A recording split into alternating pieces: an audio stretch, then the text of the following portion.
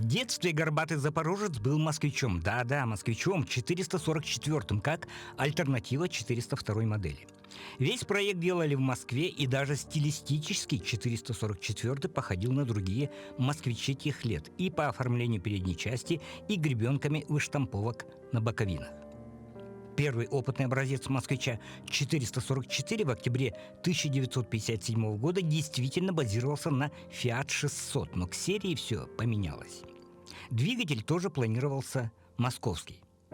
Переселение в Запорожье произошло вынужденно, ведь выпускать машину было негде, мощности московского завода были хронически перегружены.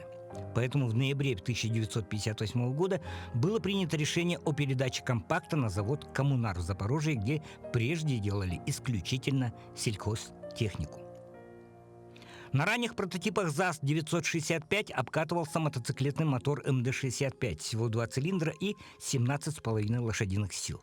На 610 килограмм снаряженной массы его вроде бы должно было хватить, но при испытаниях запорожца выяснилось, что заявленную скорость машина не набирает, а ресурс у моторчика мизерный, не более 30 тысяч километров.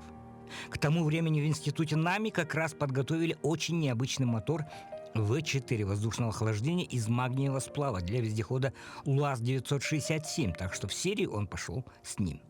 Понятно, что ЗАЗ-965 не создавали для бездорожья, но советская реальность тех лет оказалась сильнее. И оказалось, что микролитражка отличается изрядной проходимостью, не хуже, чем у многих современных кроссоверов.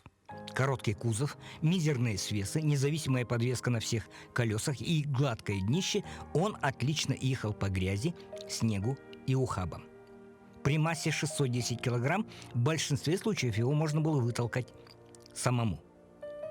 ЗАЗ-965 горбатый зашит культурный код постсоветского человека благодаря киноклассике. Он блистал в фильме «3+2», светился в «Королеве бензоколонки», лентах «Сыщик», «3 рубля» и «Акселератка». Засветился горбатый также в Голливуде, и не абы где, а в «Бондиане», в фильме «Золотой глаз».